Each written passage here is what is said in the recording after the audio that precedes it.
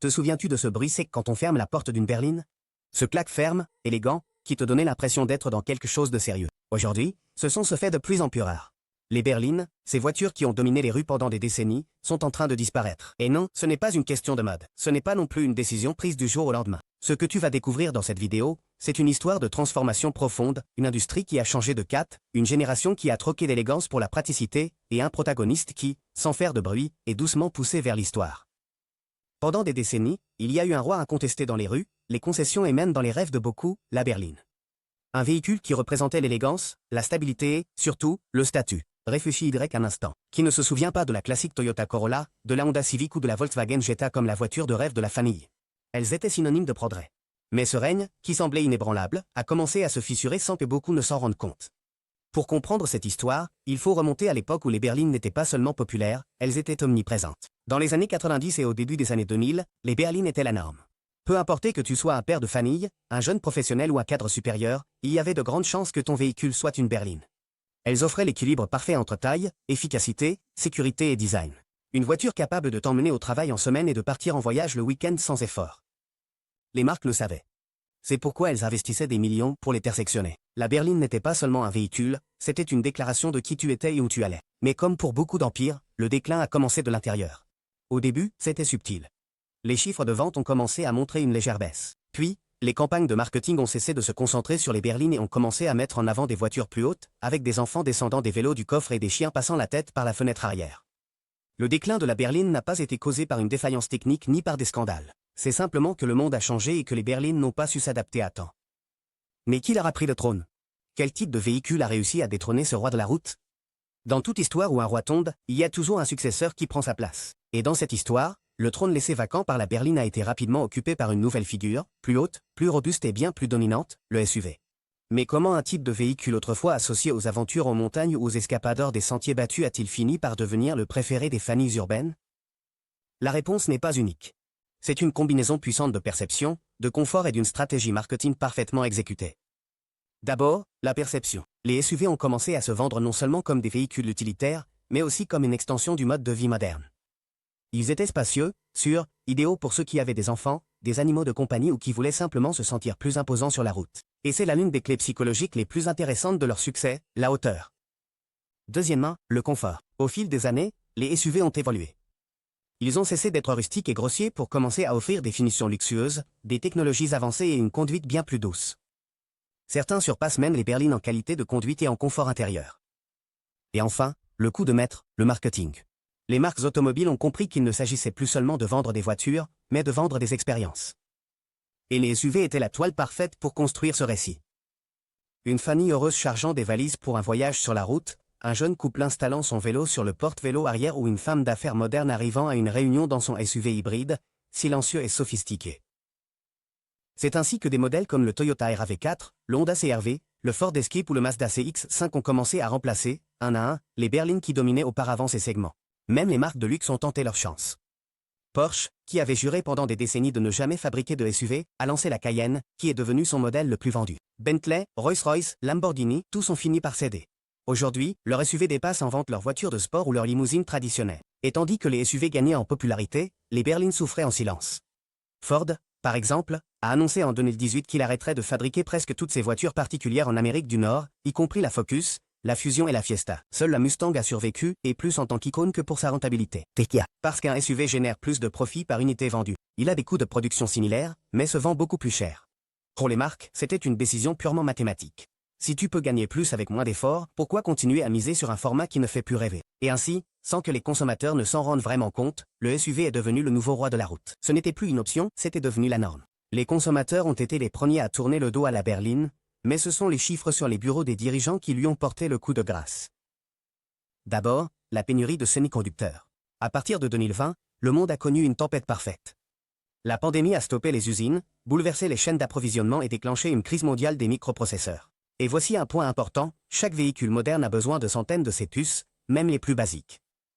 Les constructeurs ont été obligés de prioriser leur utilisation. Si tu ne peux produire qu'un nombre limité de véhicules, sur lesquels miserais-tu? La réponse est simple, sur les modèles qui rapportent le plus. Et les berlines n'étaient plus ces modèles-là. Alors qu'une berline de milieu de gamme peut générer un bénéfice compris entre 5 cents et 2000 dollars, un SUV basé sur la même plateforme, mais mieux équipé, peut rapporter le double. Même effort, plus grande récompense. Deuxièmement, l'inflation et la hausse des matériaux. Avec l'acier, l'aluminium et d'autres matières premières clés qui augmentent, fabriquer des voitures est devenu plus cher que jamais. Et si la berline était déjà moins rentable en soi, cette nouvelle réalité l'a poussée encore plus près du gouffre. De plus, le client moyen était prêt à payer davantage pour un SUV. Par exemple, si une Toyota Corolla coûtait 24 000 dollars, le client voyait d'un beau œil d'investir 28 000 dans un RAV4. Ce n'était qu'un peu plus pour le client, mais pour la marque, c'était beaucoup plus de revenus. Troisièmement, des modèles qui n'avaient plus de raison d'être. Une berline économique comme la Ford Fiesta n'était plus compétitive face à un SUV compact comme la Ford EcoSport. Ils affichaient des prix similaires, mais le SUV était perçu comme un meilleur investissement. C'est ici qu'entre en jeu un autre élément, la perception de la valeur. Les gens avaient le sentiment qu'avec un SUV, ils recevaient plus d'espace, plus de sécurité, une meilleure image. C'est ainsi que des marques comme Ford, Chevrolet, Mazda et même Nissan ont commencé à réduire leur gamme de berlines. Même Toyota et Honda, qui ont résisté un peu plus longtemps, ont réduit leurs options et supprimé certaines versions. Non pas parce qu'ils ne pouvaient plus les fabriquer, mais tout simplement parce que ce n'était plus rentable. Si, dans les pays développés, les berlines commençaient à disparaître pour des raisons de stratégie et de rentabilité, en Amérique, le phénomène a été encore plus brutal. Pendant des années, la première voiture neuve de nombreuses familles était une berline, la Chevrolet Aveo, la Hyundai Accent, la Nissan Sentra, la Renault Logan. Des modèles abordables, fiables, avec suffisamment d'espace pour un usage polyvalent. Selon les données de 2024, les ventes de voitures neuves ont chuté de plus de 25% d'une année sur l'autre. Un chiffre qui non seulement inquiète, mais qui ébranle toute la structure du marché. Et même si cette chute a touché tous les segments, ce sont les berlines qui ont été les plus durement frappées. Quand l'économie se resserre, la berline n'est plus une option viable. Et si quelqu'un doit faire un effort pour s'endetter, il le fera pour un véhicule qui lui offre plus de polyvalence, un SUV d'occasion, un pick-up ou même une moto. Il existe des modèles historiques comme la Chevrolet Salle ou la Mazda 3, autrefois leaders des ventes, qui ont perdu de leur présence ou ont été discrètement retirés du marché. Et ce n'est pas seulement un caprice des marques. C'est que produire localement une berline de gamme moyenne avec les coûts actuels n'est plus rentable, surtout lorsque les SUV importés d'Asie, fabriqués à moindre coût, arrivent prêts à concurrencer avec un meilleur équipement. C'est ici qu'apparaît une contradiction douloureuse. La personne moyenne souhaite encore une berline. Elle aime sa silhouette, sa consommation, son histoire. Mais lorsqu'elle se rend chez le concessionnaire, il n'y a plus d'options. Et s'il y en a, elles sont plus chères ou moins bien équipées qu'un SUV d'entrée de gamme. Et au milieu de cette transition forcée, une nouvelle étape émerge, celle des voitures électriques et durables. Une étape qui, une fois de plus, laisse la berline à la traîne, du moins pour l'instant. S'il y a eu un changement qui a véritablement redéfini le secteur automobile au cours de la dernière décennie, c'est bien celui-ci, l'électrification des transports. Aujourd'hui, quand on parle de la voiture du futur, on l'imagine silencieuse, sans fumée à l'échappement, connectée à une application, et il est fort probable qu'elle n'ait pas la forme d'une berline. La transition vers les véhicules électriques n'est pas seulement une mode ou une préférence écologique. C'est un changement d'époque, poussé par des réglementations environnementales, la pression sociale et des avancées technologiques qui sont désormais irréversibles. Mais pourquoi ce nouvel avenir semble-t-il ne pas laisser de place aux berlines? Parce que les véhicules électriques nécessitent une autre architecture.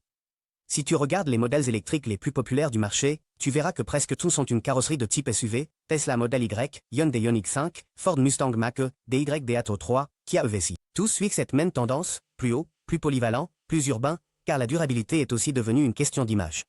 Aujourd'hui, si une marque veut montrer son engagement envers l'environnement, elle le fait en lançant un SUV électrique, et elle le met en avant dans des campagnes où la voiture traverse des montagnes sans émettre de gaz ou se recharge pendant que la famille campe sous les étoiles. Et parce que l'électrification demande de l'argent, beaucoup d'argent. Développer une voiture électrique coûte des centaines de millions. Et comme nous l'avons déjà vu, si fabriquer une berline électrique rapporte moins qu'un SUV électrique, la décision est vite prise. C'est pourquoi des marques comme Ford ont tout misé sur le Mach-E et non sur la Focus électrique. Volkswagen développe plus de ID.4 que de ID.3. Et même Mercedes, qui a toujours eu des berlines comme symbole de luxe, réoriente désormais sa gamme électrique vers des SUV premium. Alors, la berline n'a-t-elle plus d'avenir? Pas si vite. Malgré tout, certains constructeurs continuent d'y croire. Tesla, par exemple, continue de proposer la Model 3, une berline électrique, parmi ses modèles les plus vendus. Et des marques comme BYD en Asie ou Polestar en Europe cherchent à redéfinir la berline électrique comme une option élégante, technologique et durable. En réalité, même si les chiffres semblent annoncer un déclin inévitable, la berline n'est pas encore totalement hors jeu. Dans des pays comme la Chine et l'Inde, où la croissance économique a donné naissance à une nouvelle classe moyenne, les berlines sont encore perçues comme un symbole de stabilité et de progrès. Des modèles comme la BYD Deakin, la Toyota Lion ou la Honda Hamas continuent de se vendre massivement dans ces régions. Et même si la vague des SUV a également déferlé sur ces pays, la berline n'a pas disparu de la carte. Ils coexistent tout simplement. En Europe, les constructeurs expérimentent une fusion des styles. Des modèles comme la Citroën C4X ou le Renault Arcana apparaissent, combinant la silhouette d'une berline avec la hauteur et la carrure d'un SUV. Même Tesla, bien que le modèle Y soit sa star mondiale, n'a pas abandonné la Model 3, qui continue de se vendre grâce à son design épuré, ses bonnes performances et son prix contenu. Et n'oublions pas Lucid Motors, une marque de luxe émergente qui mise sur des berlines électriques au design futuriste et à l'autonomie supérieure à celle de nombreux SUV. Il y a un détail que beaucoup ne remarquent pas. À mesure que la mobilité électrique se généralise et que les coûts de production diminuent, les voitures plus légères, plus efficaces et plus aérodynamiques retrouveront leur pertinence économique. Et qui répond mieux à ces trois critères qu'une bonne berline? Parce qu'au final, au-delà des chiffres et des tendances, la berline représente quelque chose qui nous touche tous. Ce genre de lien ne disparaît pas facilement. Si toi aussi tu as grandi dans l'une d'elles ou que tu les apprécies tout simplement, dis-le-moi en commentaire. Alors non, ce n'est pas un enterrement, c'est juste une pause. Une pause pendant laquelle l'industrie, la technologie et le marché cherchent de nouvelles voies, mais où la berline, silencieuse, attend toujours son heure, car parfois, le classique ne disparaît pas, il se transforme simplement.